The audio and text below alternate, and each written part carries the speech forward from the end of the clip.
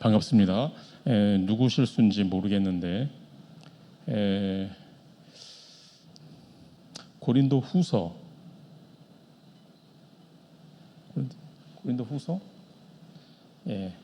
어쨌든 고린도 오늘 본문의 말씀은 고린도 후서의 말씀입니다. 고린도 후서 1장 천서인가? 후서 같은데 1장 어쨌든 11절 한 절만 더 읽겠습니다. 너희도 우리를 위하여 간구함으로 도우라. 이는 우리가 많은 사람의 기도로 얻은 은사로 말미암아 많은 사람이 우리를 위하여 감사하게 하려 함이라. 아멘. 사도 바울이 어떤 기도를 했느냐 하면 먼저 서론으로 보면 많은 성도들이 기도했겠죠. 많은 제자들이 기도했겠죠. 베드로도 기도했겠죠. 예루살렘 교회도 기도했겠죠. 그런데 바울의 기도는 조금 달랐었던 기도가 좀 달랐습니다. 서론으로 바울의 기도. 어떤 기도였냐면 성령 인도받는 기도였습니다. 누구는 성령 인도 받기 위해서 기도 안 하나라고 생각할지 모르겠지만 여러분, 우리가 정말 문제를 만났을 때 또 어떤 중요한 결정을 해야 될 때 어떻게 해야 될지 모를 때 그때 뭐 합니까? 그때 우리는 생각을 하죠. 근데 바울은 생각을 많이 한 게 아니라 기도를 한 겁니다. 사도행전 13장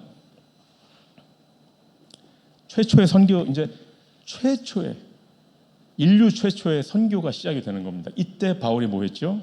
막 계획을 짜고 막 생각 많이 하고 그런 게 아니라 이때 금식 기도를 했습니다. 왜? 성령 인도받기 위해서. 그리고 사도행전 16장에 보면 드로아에서 도대체 왜 이러지? 왜 하나님께서 막으시는가? 이때 갈등하지 않고 불신앙하지 않고 뭐 했습니까? 이때 기도했다라는 말은 안 나오지만 환상이 보일 정도로 기도했겠죠. 드로아에서. 바울은 이후에도 보면 초대교회가 예루살렘 교회가 또 베드로가 이 한계가 뭐였냐면 그 기도가 물론 기도를 했겠죠. 그 기도가 과거에서 벗어나지 못하는 기도였습니다. 그냥 자기 한계에 갇힌 기도, 과거에 붙잡힌 기도. 여러분 성령 인도 받는 기도를 시작하게 되시기 바랍니다. 그리고 바울이 보좌의 기도, 우리 고린도 후서 12장이죠. 고린도 후서 12장에 보면 바울에게 해결되지 않은 문제가 있었습니다. 그 문제를 해결하기 위해서 그렇게 기도를 했는데 하나님께서 응답을 주셨습니다. 정말 바울이 바울이 천국의 하나님의 나라를 실제로 체험을 한 그런 상황이었죠. 여러분 정말 보좌의 기도 여러분 경험하셨습니까? 경험하셨겠죠? 저도 돌이켜 보니까 저도 몇 번 그런 경험을 했었던 것 같아요. 결혼하기 직전에 한번 그런 기도를 했었던 것 같고, 또 지금 생각해 보면 기억이 나는 게 제가 이 아킬레스건이 끊어져 가지고 누워 있을 때 그때 진짜 완전히 절망이었거든요. 아킬레스건이 끊어지면 그것도 큰 사고지만 제가 도대체 그게 그러면 안 되는 그런 상황이었는데 그렇게 되니까 너무 낙심이 되고 가뜩이나 모든 게 점점 되는 게 없었던 그런 상황이었는데 그렇게 되니까 너무 낙심이 되고 너무 절망이 되고 근데 그때 이 보좌의 기도를 체험을 했었던 것 같아요. 이 보좌의 기도가 사실 우리가 맨정신에 막 보좌가 누려지고 그런다면 정말 좋겠지만 이때는 우리가 큰 문제, 우리가 도저히 해결할 수 없는 문제 속에 있든지 어떤 절대 불가능, 절대 절망의 상황에서 정말 우리의 모든 방법과 모든 옵션이 사라질 때 이때 보좌의 기도를 체험을 하게 되는 경우가 많죠. 바울이 그 기도를 한 겁니다. 그때 바울에게 하나님께서 주셨었던 응답이 뭐죠? 내 은혜가 네게 족하도다. 하나님이 여러분에게 주신 복음, 그 언약이 여러분에게 족하게 되길 바랍니다. 그게 궁극적인 응답입니다. 병이 낫는 게 응답이 아니고, 뭐 갑자기 뭐가 대박이 터지는 게 응답이 아니고, 하나님께서 나에게 주신 은혜가 나에게 딱 안성맞춤, 최적의 은혜였구나, 최고의 은혜였구나, 그걸 깨닫게 되는, 그게 보호자의 기도. 그 외에도 바울이 많은 기도를 했죠. 그런데 오늘 저는 본론으로 바울이 그렇게 하려고 했었지만 바울도 어려웠었던 기도가 바로 어떤 기도였냐면,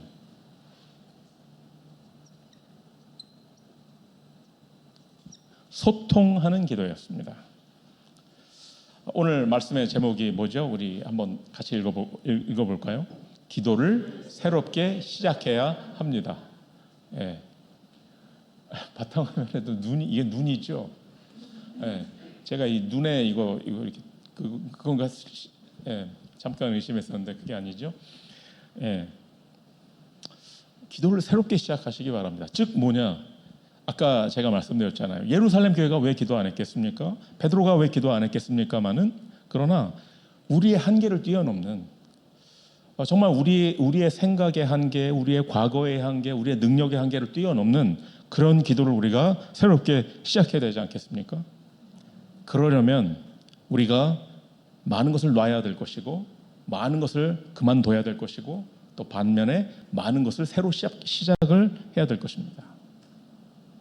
우리가 정말 사도행전에 응답 받아야 되지 않겠습니까? 한 번밖에 없는 인생인데, 한 번밖에 없는 인생인데 평생 변명만 하다가 간다면 너무 억울하지 않습니까? 난 이래서 못했고 저래서 못했고, 그래서 이거밖에 할 수 없었고, 뭐 어쩌다 그럴 수는 있지. 그런데 우리의 인생이 그냥 그렇게, 그건 절대 아니겠죠. 우리가 사도행전에 응답을 받아야 되지 않겠습니까? 사도행전에 응답받았었던 사람들은 우리보다 더 어려운 상황에 있었고, 우리보다 더 무능했고, 더 가진 게 없었습니다. 그런데 그 사람들이 세계 복음화를 했거든요. 우리가 그 응답을 받아야 되지 않겠습니까? 그러려면 우리가 새롭게 시작해야 하는 기도, 물론 우리가 성령 인도, 보좌의 기도 물론 새롭게 시작해야 되고, 그런데 그 중에서도 우리가 특별히 응답받아야 되는 기도가 제가 묵상하건대 소통하는 기도입니다. 그래서 오늘 바울이 너희도 우리를 위하여 간구함으로 도우라, 기도를 요청을 한 겁니다. 우리를 위해 기도해달라. 그런데 바울이 그 전에 보면 바울이 당한 어려움과 고난과 자신의 상황을 계속 얘기를 합니다. 그러니까 즉 그게 뭐죠? 소통을 한 겁니다. 어떤 사람들은 착각을 이렇게 착각을 하는 것 같아요. 나는 나는 하나님 앞에 선다. 즉 그 말은 괄호 열고, 사람하고는 난 관계하기 싫다, 어렵다. 그런데 그게 그렇게 될 수가 없습니다. 하나님과 가까워지는 만큼 사람과 가까워지게 되어 있습니다. 하나님과 소통이 된다면 사람과 소통이 되게 되어 있습니다. 그걸 반대로 이렇게 본다면, 내가 사람들과 소통이 안 된다면 하나님과 소통하는 게 되어지는가를 확인해야 됩니다. 그런데 이게 쉽지가 않습니다. 그래서 우리가 새롭게 시작을 해야 한다는 말입니다. 바울도 이거 되게 어려웠습니다. 제가 고린도 전후서 금요일 메시지로 했었죠. 여러분 들으셨으면 알 겁니다. 제가 이렇게 한 장 한 장을 읽어 나가는데, 사도 바울이 이 고린도 교회와의 갈등이 이제 끝났겠지? 다음 장에도. 그래서 제가 이 말씀을 전하는 게 민망한 느낌이 들 정도로 사도 바울과 고린도 교회가 소통이 되질 않았어요.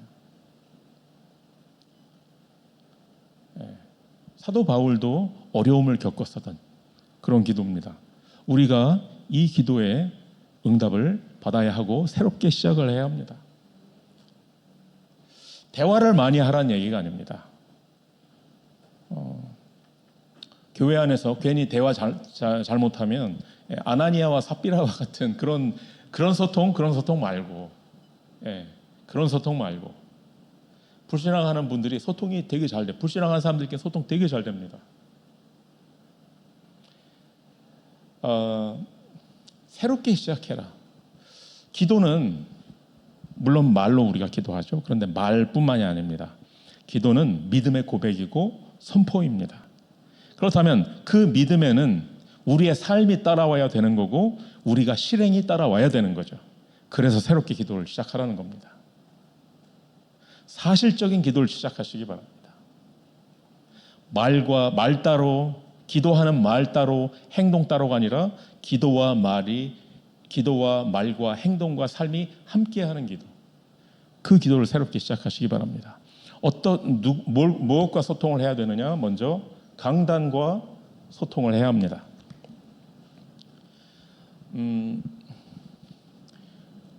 어떤 교회는 그렇게 복음이 확실하지 않은 것 같은데 전혀 복음을 강조하지 않는 것 같은데 굉장히 부흥하는 교회가 있고, 또 어떤 교회는 정말 복음이 확실하고 정말 정확한 복음인데 부흥하지 못하는 교회가 있습니다. 그 원인이 뭔지 아십니까? 그게 바로 이겁니다. 소통하는 기도, 강단과 소통이 되는 교회는 복음의 유무와 상관없이 부흥하게 되어 있습니다. 우리가 아무리 확실한 복음과 언약을 가지고 있어도 강단과 소통하는 이 기도가 되어지지 않으면 부흥은 어렵습니다. 여러분, 우리 교회가 정말 부흥해야 되지 않겠습니까? 그게 당연한 거 아니겠습니까? 그러려면 가장 당연한 것부터 시작을 해야 됩니다. 강단과 소통하는 기도를 하시기 바랍니다.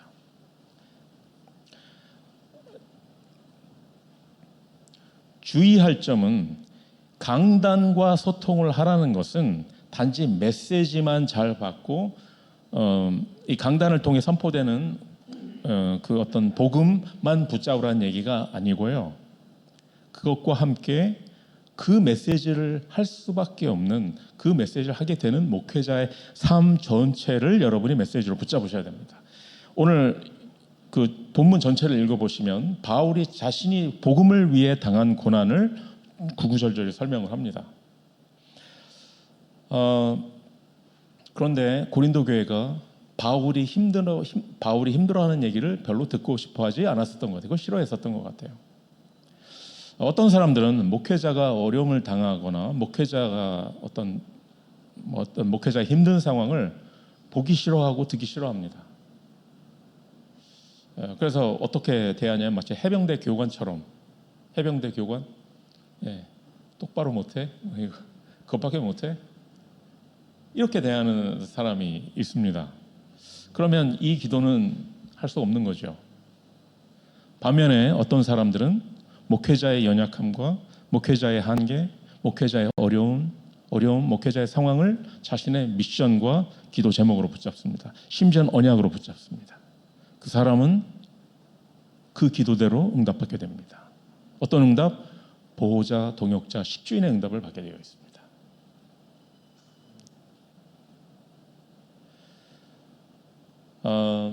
그래서 여러분이 강단과 무조건 소통하라는 게 아닙니다. 제가 다른 교회는 알 수 없고요. 저는 우리 교회만, 여러분이 강단의 가치를 발견하시기 바랍니다. 가치를 발견해야 소통이 되죠.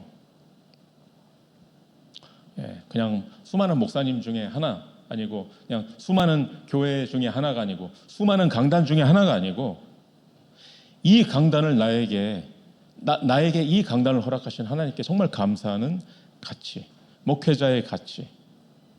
그렇다면 목회자의 가치가 어디에서 나옵니까? 목회자의 삶 전체에서 나오는 거죠. 목회자의 장점만이 아니라 목회자의 단점도, 목회자의 연약함도.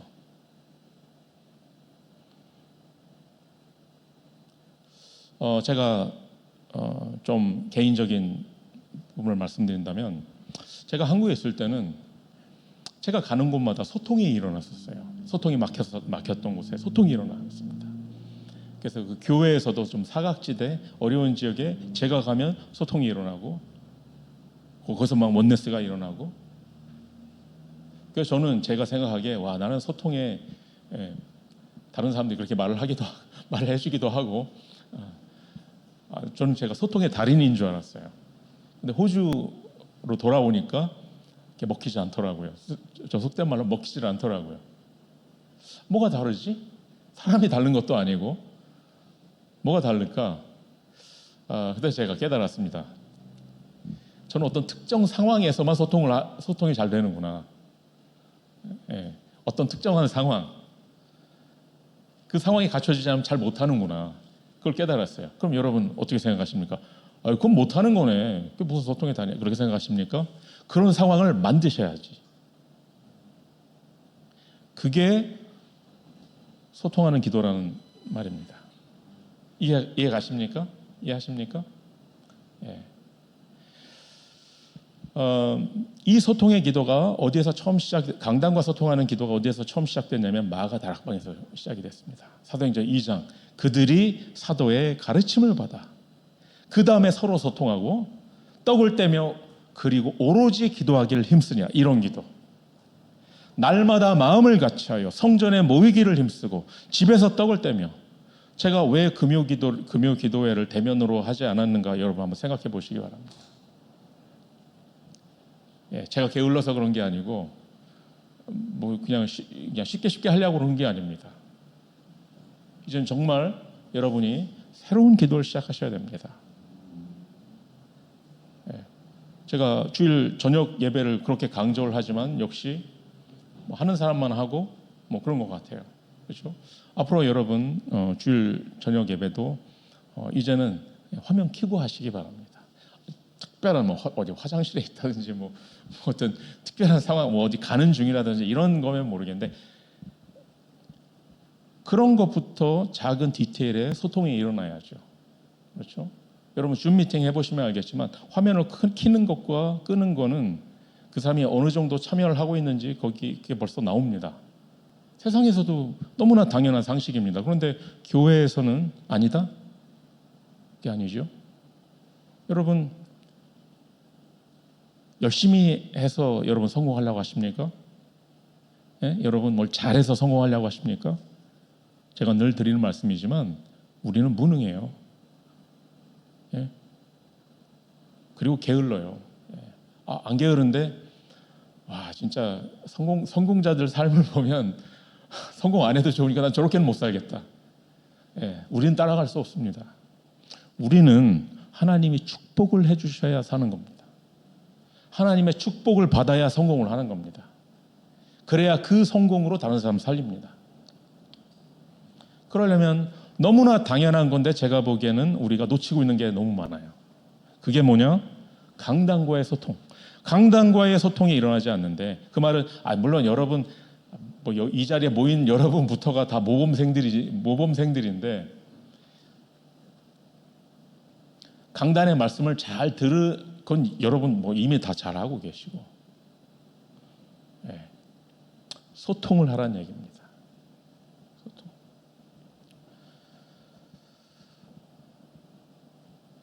그때 어떤 일이 벌어지냐면 그때 여러분이 강단과 소통을 하게 될 때 여러분이 세상과 소통하게 됩니다. 그게 초대교회에 일어난 역사죠.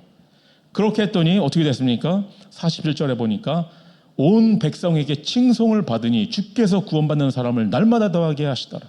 이게 우리가 누려야 할 부흥 아니겠습니까?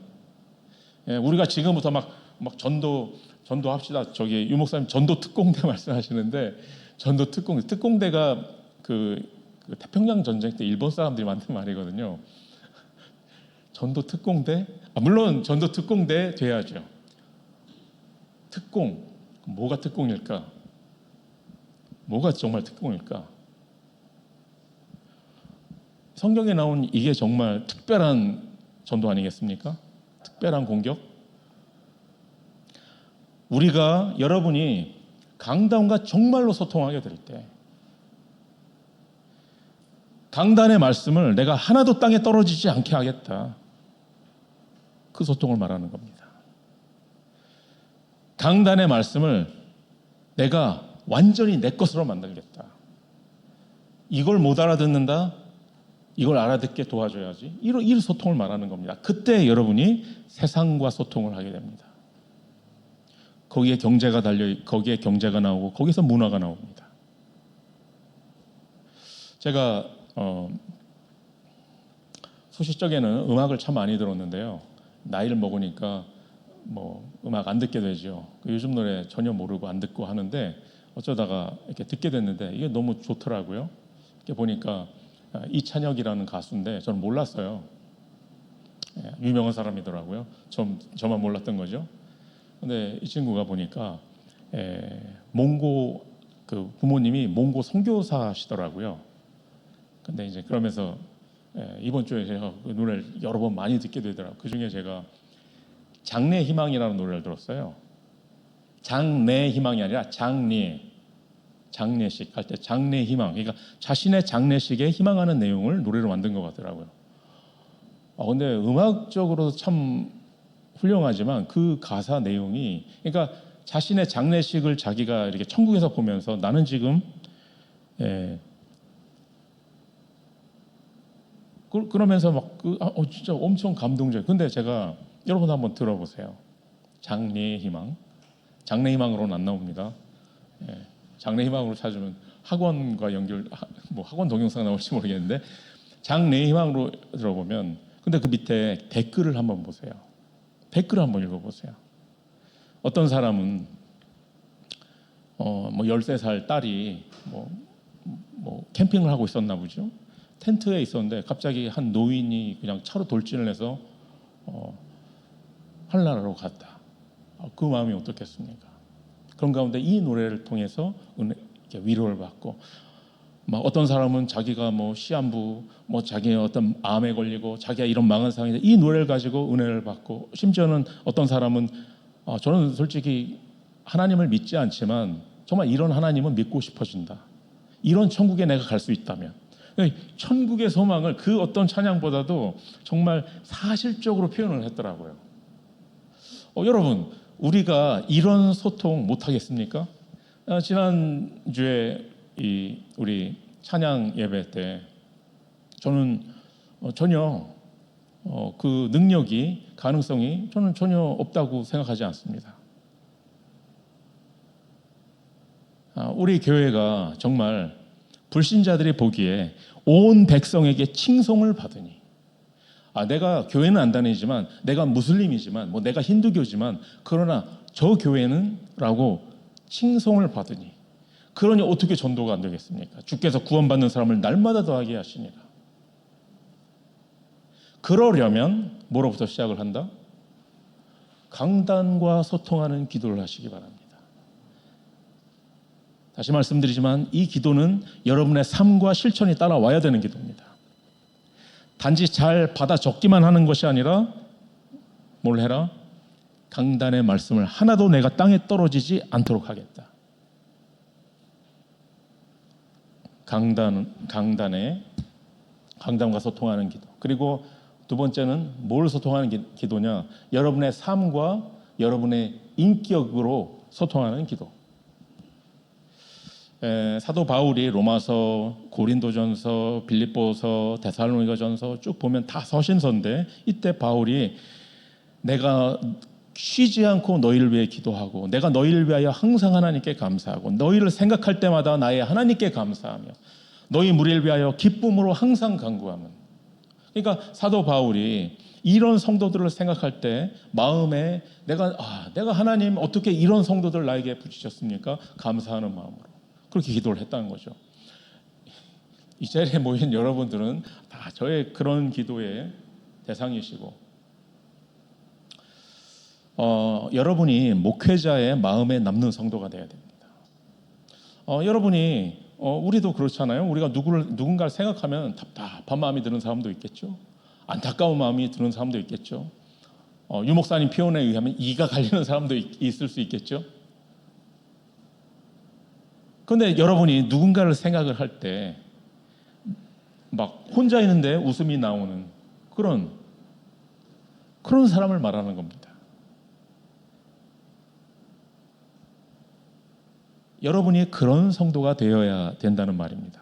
목사님이 그런 기도를 하셔야지. 저는 그렇게 할 테니까 여러분은 그렇다면 여러분의 삶과 인격을 그렇게 만들어 가시기 바랍니다.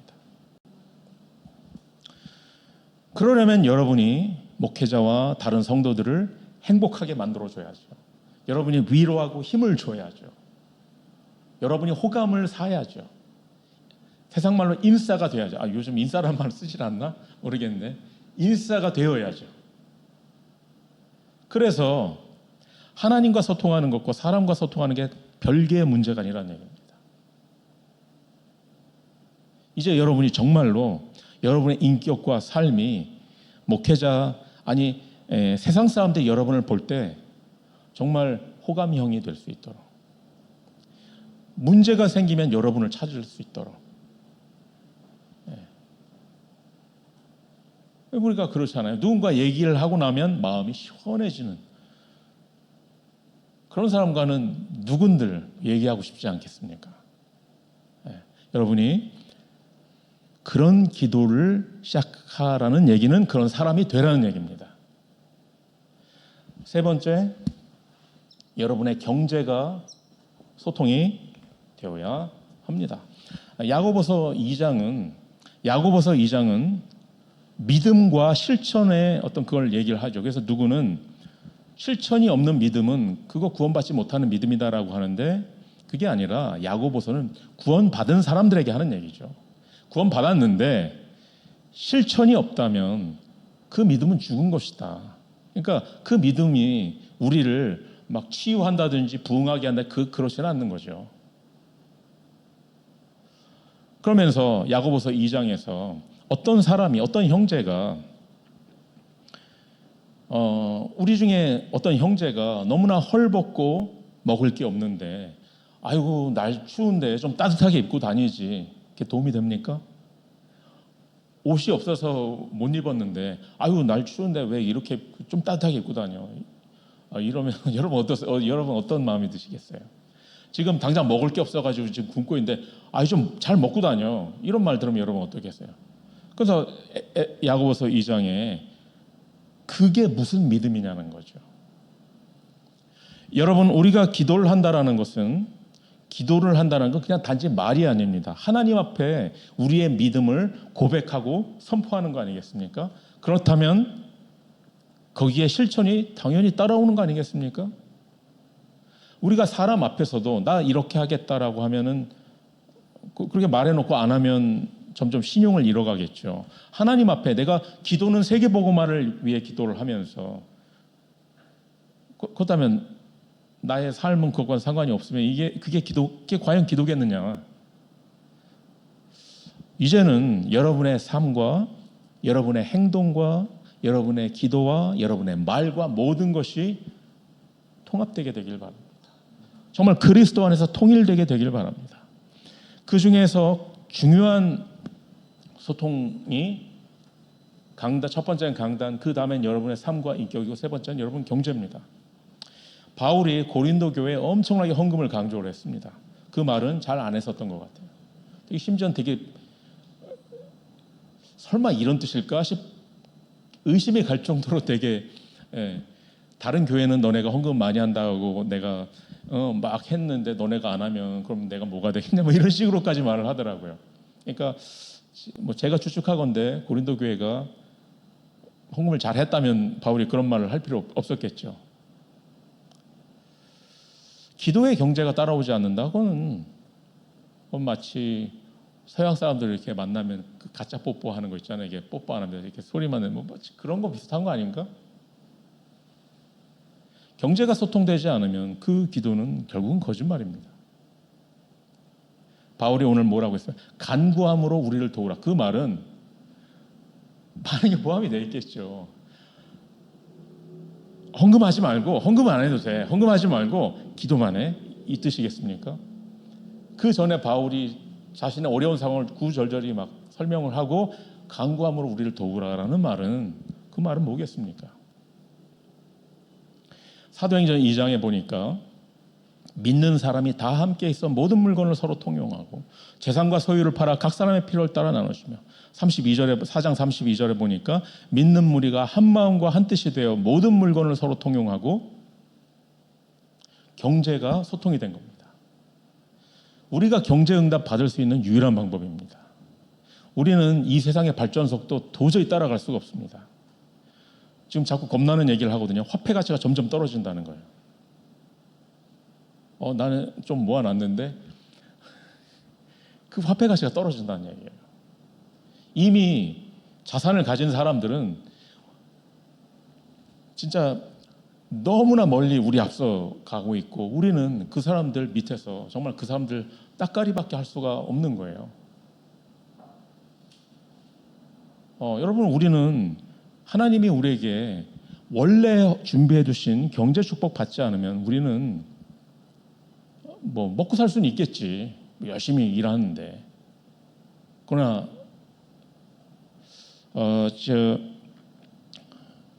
우리 교회 2019년도에 우리가 헌당 예배 드리고 나서 우리 교회가 막 구분이 상승하듯이 막 교회가 이렇게 막 업이 되고 있을 때 그때 또 애들레이드 지교에서도 막 사람이 많이 모이고 있었을 때 그때 제가 한번 기억이 납니다. 에핑에서 청년들과 함께 이렇게 커피를 마셨는데 그때 청년들이 목사님 앞으로 예배를 제가 한 말이요.